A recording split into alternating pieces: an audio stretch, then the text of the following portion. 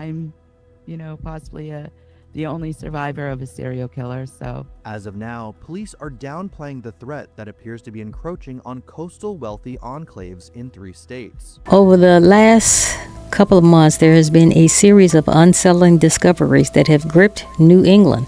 Multiple bodies have been found across Rhode Island, Connecticut, and Massachusetts, and have sparked fears that there's a possibility that there is a serial killer lurking in the shadows. They hate you. You're gonna die.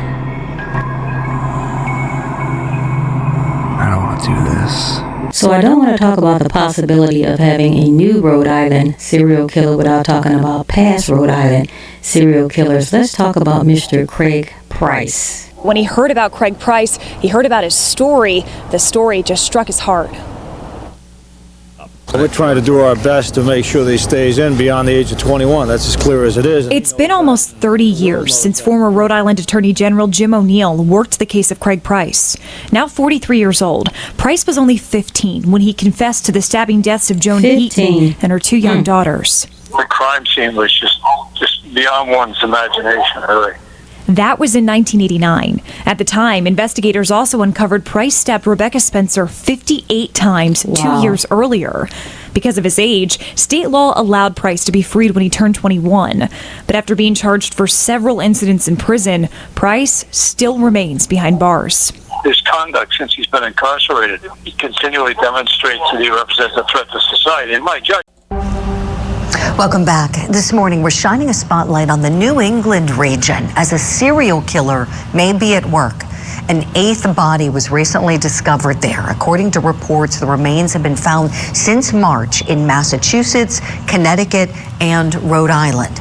And while law enforcement has not yet confirmed the serial killer theory, the fear continues growing each time a new body's discovered. The Hampton, Massachusetts district attorney issued a statement saying in part, quote, while online conversations around these incidents continue to grow, we urge the public to be mindful of the role that social media can play in spreading fear or misinformation. At this time, there's no indication that these incidents are connected to each other or are part of a larger public safety threat. So what is going on there? Well, to help us answer some. So they found 8 bodies. 8 bodies, and from what I understand, 7 of the bodies were females. 1 of them was a male. And I don't understand why there isn't some type of fear. Something is definitely going on in that area. Not really saying that it's a serial killer, but something strange is going on in those areas. Some of those questions we want to bring in now. Someone who's been following this case very closely is on the ground there. Let's bring in our friend, nationally known radio host and the creator and host of the show Road Patrol Live, John DePietro. John, good morning to you. Share with us, if you would, please, some of the areas where you've been and the things that you've learned while on the ground there, please. Julie, I can tell you right now that this is almost becoming like a full-fledged panic. And as you said, every time a body is discovered, people immediately link it to and think that it could be the work of a serial killer. I've been on the ground for 3 of the different searches. And what I mean by that is it's someone that's discovering human remains, whether it's a hiker, someone just out in the woods, you had a situation of a hunter. But this online presence, the groups of people, that's what's really fueling it.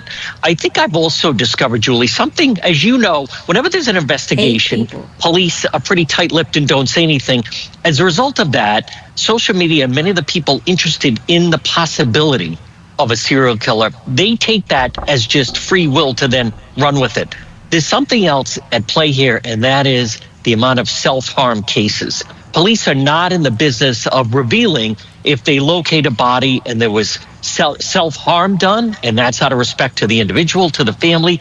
The silence of the police, and I'm not knocking the police or criticizing them, but people are interpreting that as police are hiding something. So the video that you're showing right now, that was a very extensive search. FBI, Homeland Security was involved for 2 days. There was the body of Heather Bosford that was dug up. And then also there's another missing person case, Michelle Romano. Her remains were found in late March, right on the Rhode Island-Connecticut border. And then just 10 days later, more human remains were found on the Connecticut side. Now, Michelle, we had been working that case as a missing persons case since the fall.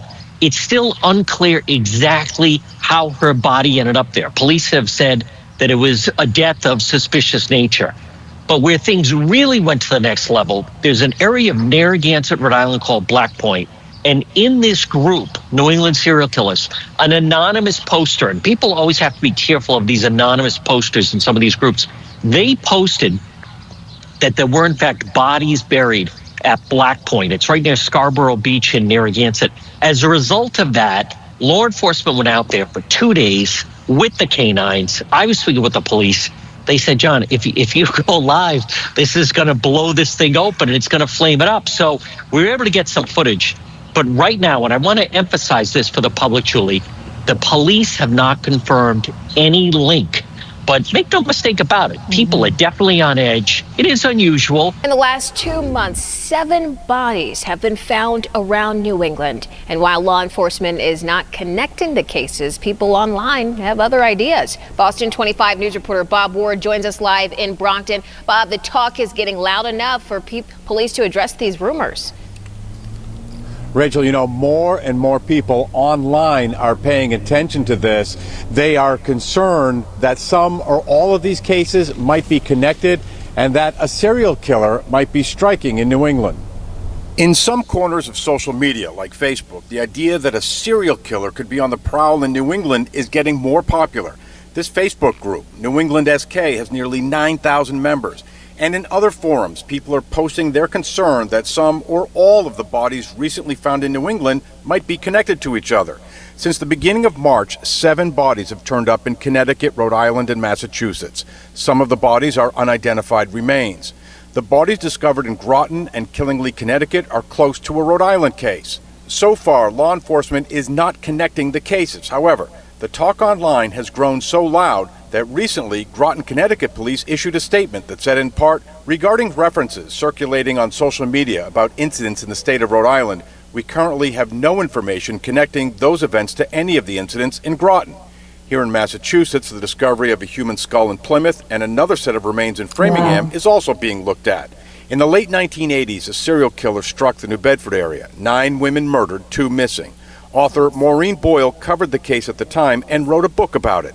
She is skeptical that a new serial killer might be at work right now. Just because you have bodies found in a variety of places in New England, that does not mean that there's a serial killer on the loose in the area. So the book that she was referring to that she wrote, called Shallow Graves, was about the New Bedford highway killer. And this killer remains unknown. This particular serial killer is believed to be responsible for the deaths of at least 9 women and the disappearance of 2 others between March of 1988 and April of 1989 in the area of New Bedford, Massachusetts. The victims were primarily women involved in sex work or struggling with addiction, and their bodies were discovered along the highways in surrounding towns such as Dopworth, Freetown, and Westport. Over several years, several individuals have been considered suspects, but none have been identified. It seems that there's a serial killer or 2 in the New England area right now. People are scared. Killer or 2. People are scared. Speculation about a serial killer in New England is gaining traction online after 8 bodies or human remains, mostly belonging to women, were found in the region in March and April alone. Here's what we know so far. Discussions are stemming from a private Facebook group called New England Serial Killer. One user, Bethany McCann, wrote that someone seems to be targeting hikers and or people alone on trails. Remember, gouge eyes, throat, and genitals, she warned. New Hampshire woman Jane Borowski is also calling attention to the suspicious deaths. Some of the ones that have been found in a suitcase, a duffel bag, and a trash bag. Is that a connection to one serial killer? She's the host of the true crime podcast Invisible Tears and a survivor of the Connecticut River Valley killer. I'm, possibly the only survivor of a serial killer, so. As of now, police are downplaying the threat that appears to be encroaching on coastal wealthy enclaves in 3 states. On March 21st, police in New Haven, Connecticut, ID'd the remains of Denise Leary, a formerly missing 59-year-old mother of 2. On March 6th, a Long Island woman from West Islip, New York, was found in Connecticut's swiftly moving Norwalk River after heavy rainfall. Paige Fannin was just 35. Wow. On March 26th, the remains of Michelle Romano, age 56, were found in Rhode Island. She'd been missing since August 2024.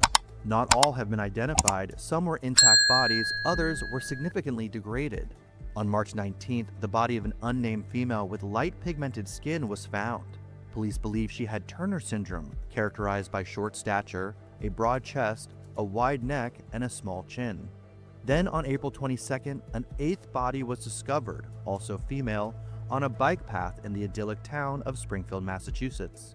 As fears grow that the deaths are connected, Springfield Police Department spokesperson Ryan Walsh told Fox that the internet rumors are just that. Rumors of a New England serial killer are swirling online, and some people are speculating that a body found in Springfield earlier this week could be connected to others found across the region. 22 News reporter Julia O'Keefe is live in studio with what forensic experts have to say. Rich, authorities are investigating the death of a woman found unresponsive off a bike path near the Connecticut riverfront Tuesday. Now, this woman's name and age have not been released, but her death follows 7 others between March and April in Massachusetts, Connecticut, and Rhode Island. Human remains, mostly female, have been found in New Haven, Connecticut, Norwalk, Groton and Killingly, Foster, Rhode Island, Framingham, Plymouth, and now Springfield. Authorities have not announced any connection between the deaths, and Dr. Peter Valentine from the University of New Haven says there is not enough known physical evidence to link them. We really want to be careful about how we interpret the value of the forensic evidence that we're recovering, and that tends to be the most difficult thing, is not to overinterpret the evidence that we recover. Initial rumors spread through a New England serial killer Facebook group where users say these remains could indicate a serial killer. But experts say just because victims were located at the same time does not mean they died at the same time or the same way. Now, Springfield police have not determined whether this 8th woman's death was a homicide, but 22 News will continue to follow this story. They hate you. You're gonna die. I don't want to do this.